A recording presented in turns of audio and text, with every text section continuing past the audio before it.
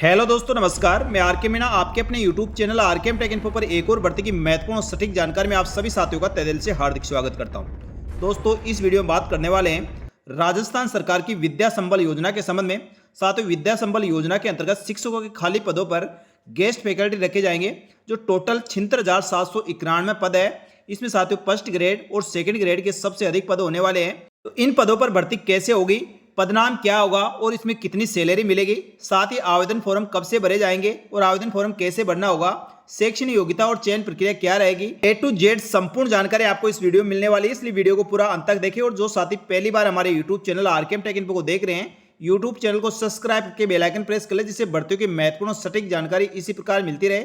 चलो शुरू करते हैं दोस्तों इस वीडियो को और देखते हैं राजस्थान सरकार की विद्या संबल योजना 2026 की संपूर्ण दिशा निर्देश और महत्वपूर्ण जानकारी। साथियों, आज समाचार पत्रों में आपने देखा होगा, शिक्षा सुधार की दिशा में मुख्यमंत्री बद्रीलाल शर्मा की महत्वपूर्ण पहल, विद्या संबल योजना में लगेंगे शिक्षक। तो ये खबर साथियों आपने काफी समाचार पत्रों में देखा होगा। तो ये विद्या संबल योजना क्या है और किस प्रकार से इनमें शिक्षकों का चयन किया जाता है। साथियों, राजस्थान सरकार की विद्या संबल योजना में शिक्षकों के जो खाली पद है, जो राजस्थान में लगभग साथियों विभिन्न विषयों के 76,791 पद खाली है, उसकी जगह गेस्ट फैकल्टी लगाने का विचार राजस्थान सरकार द्वारा किया जा रहा है। इसमें मुख्य उद्देश्य सरकारी स्कूल, कॉलेज, छात्रावास, महाविद्यालय में शिक्षकों की कमी को दूर करने के लिए इस योजना के तहत गेस्ट फैकल्टी रखे जाते हैं, जिससे अभ्यर्थियों की पढ़ाई डिस्टर्ब ना हो। राज्य सरकार ने स्वीकृत रिक्त पदों पर सुचारू अध्ययन के लिए विद्या संबल योजना को प्रभावित तरीके से लागू करने के दिशा निर्देश जारी किए गए हैं। इसमें साथियों प्रथम और द्वितीय श्रेणी के शिक्षकों के सबसे ज्यादा पद खाली है, यानी 68,932 पद राजस्थान में इसकी खाली है। यदि प्रथम और द्वितीय तृतीय श्रेणी के अध्यापकों की बात करें तो टोटल 76,791 रिक्त पद है, जिसमें राजस्थान सरकार द्वारा गेस्ट फैकल्टी रखे जाने पर विचार किया जा रहा है। यदि साथियों 76,791 पदों पर गेस्ट फैकल्टी रखे जाते हैं तो सरकार पर 196.49 करोड़ रुपए का वित्तीय भार भी आएगा। मुख्य सचिव ने सभी जिला कलेक्टरों को साथियों पत्र भेजकर पूरी पारदर्शिता के साथ गेस्ट फैकल्टी रखने के लिए दिशा निर्देश जारी किए गए हैं। उनकी पूरी पालना करते हुए जिन भी स्कूलों में शिक्षकों के पद खाली है, वहां पर आप गेस्ट फैकल्टी रख सकते हैं। तो इस कटिंग के साथ ही दोस्तों राजस्थान सरकार द्वारा इसके लिए जो आदेश जारी किया गया है, उसको भी अपन आगे चल के बात करेंगे। तो इसमें गेस्ट फैकल्टी के लिए साथियों पदनाम और तय वेतनमान की बात करें, क्या इसमें सैलरी मिलेगी और पदनाम क्या रहेगा। जैसे फर्स्ट ग्रेड व्याख्याता के लिए कोई अभ्यर्थी को गेस्ट फैकल्टी के रूप में लगता है तो उसको 400 रुपये प्रति घंटे के हिसाब से वेतन दिया जाएगा और अधिकतम 30,000 रुपये। सेकेंड ग्रेड अध्यापक के लिए 350 रुपये प्रति घंटे के हिसाब से पेमेंट किया जाएगा, अधिकतम 25,000 रुपये तक। थर्ड ग्रेड टीचर के लिए 300 रुपये प्रति घंटा, अधिकतम 21,000 रुपये। और कॉलेज फैकल्टी के लिए, यानी साथियों आप कॉलेज के लिए सहायक आचार्य के लिए 45,000 रुपये, सह आचार्य के लिए 52,000 रुपये, साथ ही आचार्य के लिए यदि कोई गेस्ट फैकल्टी लगता है तो 60,000 रुपये प्रति माह वेतन दिया जाने का प्रावधान किया गया। गेस्ट फैकल्टी का चयन किस प्रकार से किया जाएगा, तो साथियों चयन की प्रक्रिया और शर्तें कलेक्टर के अध्यक्षता वाली कमेटी विज्ञापन जारी करेगी। शैक्षणिक अंकों की मेरिट बनाई जाएगी, यानी साथियों आपकी 10वीं 12वीं ग्रेजुएशन, पोस्ट ग्रेजुएशन या आपने एमएड बीएड कर रखे, उन सभी अंकों को जोड़ते हुए आपकी मेरिट बनाई जाएगी और मेरिट के आधार पर अभ्यर्थियों को चयन किया जाएगा। साथियों जो भी अभ्यर्थी third grade, second grade, first grade या कॉलेज आचार्य के रूप में आप गेस्ट फैकल्टी के रूप में शिक्षा विभाग में सेवाएं देना चाहते हैं तो साथियों इस योजना का आप लाभ ले सकते हैं। यदि किसी भर्ती में आपका सिलेक्शन नहीं हुआ या रिटायरमेंट आप शिक्षक है, विद्या संबल योजना में आप आवेदन कर सकते हैं। तो राजस्थान सरकार के साथियों कार्यालय मुख्य सचिव महोदय के द्वारा जारी किया गया समस्त जिला कलेक्टरों के लिए आदेश इस प्रकार है। इस दिशा निर्देशों के आधार पर ये गेस्ट फैकल्टी का चयन किया जाना है।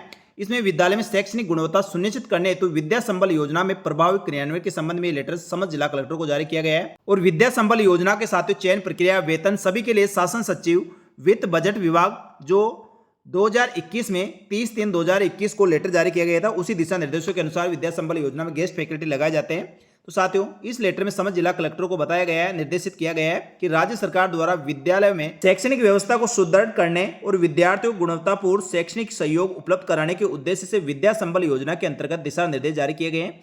परिपत्र में निर्धारित प्रावधानों के अनुसार योजना का समयबद्ध और प्रभावी क्रियान्वयन हेतु शैक्षणिक सत्र के लिए सुनिश्चित किया जाना है।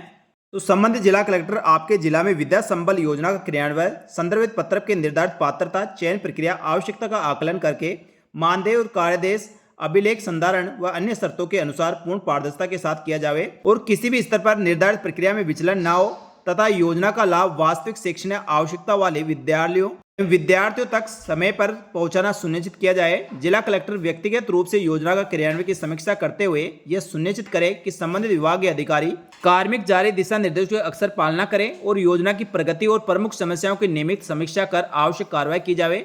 यह सुनिश्चित किया जाए कि योजना के अंतर्गत किए जाने वाली समस्त कार्रवाई निर्धारित समय सीमा में पूरी हो और विद्यार्थियों के हितों को सर्वोच्च प्राथमिकता दी जाए। तो विद्या संबल योजना के लिए जो अखबारों में आपने कटिंग देखी वो बिल्कुल सत्य है। राजस्थान सरकार द्वारा साथियों लेटर जारी किया गया 18/8/2026 को सभी जिला कलेक्टर को, जिसमें विद्या संबल योजना के तहत जिस भी स्कूल कॉलेजों में अध्यापक के पद रिक्त है वहां पर गेस्ट फैकल्टी के रूप में अध्यापक लिए जा सकते हैं। तो साथियों इसके लिए राजस्थान सरकार द्वारा शासन सचिव वित्त बजट विभाग 30/3/2021 को परिपत्र जारी किया गया है। उसके दिशा निर्देशों के तहत ये विद्या संबल योजना में अध्यापकों का गेस्ट फैकल्टी के रूप में चयन किया जाता है और उसके लिए इन्हीं दिशा निर्देशों की पालना की जाती है। ये साथियों राजस्थान सरकार के वित्त सामान्य वित्त लेखा विभाग के द्वारा 30/3/2021 को परिपत्र जारी किया गया था। ये परिपत्र विभिन्न विभागों द्वारा संचालित शैक्षणिक संस्थानों, विद्यालय, महाविद्यालय, आवासीय विद्यालयों, छात्रावासों, विशेषज्ञों के अनुभवी व्यक्तियों को गेस्ट फैकल्टी के रूप में लेने के संबंध में, जिसका नाम विद्या संबल योजना रखा गया है, उसके दिशा निर्देश हैं।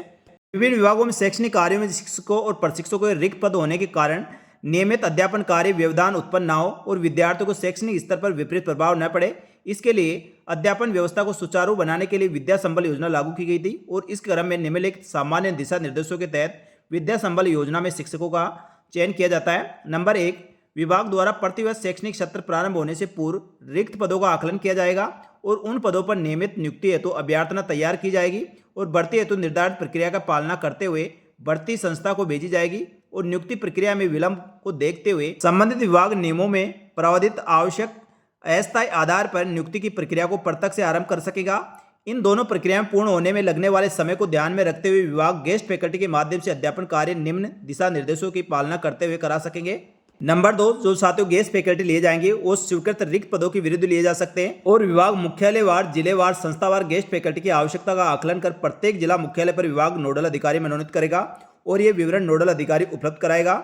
नंबर 3, संबंधित सेवा नियमों में अंकित योग्यता आदि की पात्रता रखने वाले सेवानिवृत्त कार्मिक या निजी अभ्यर्थियों गेस्ट फैकल्टी के रूप में लगाया जा सकेगा।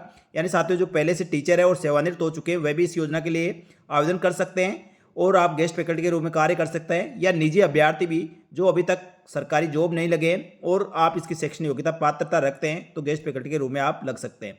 गेस्ट फैकल्टी का चयन प्रक्रिया बात करें तो साथियों इसमें सबसे पहले संस्था प्रधान सीधे अपने स्तर से अपने संस्था में जो रिक्त पद है, किसी विषय का यदि रिक्त पद है तो उसके विरुद्ध आपको गेस्ट फैकल्टी के रूप में नोटिफिकेशन निकाल सकता है और अभ्यर्थियों का चयन कर सकता है। इसके अलावा साथियों जिला स्तरीय समिति के द्वारा गेस्ट फैकल्टी रखे जा सकते हैं। प्रत्येक जिले में एक जिला स्तरीय समिति होगी जिसके अध्यक्ष जिला कलेक्टर होंगे, उनके द्वारा मनोनीत अधिकारी हो सकते हैं। इस समिति का मुख्य सचिव संबंधित विभाग का जिला स्तरीय अधिकारी होगा या विभाग के नोडल अधिकारी होगा।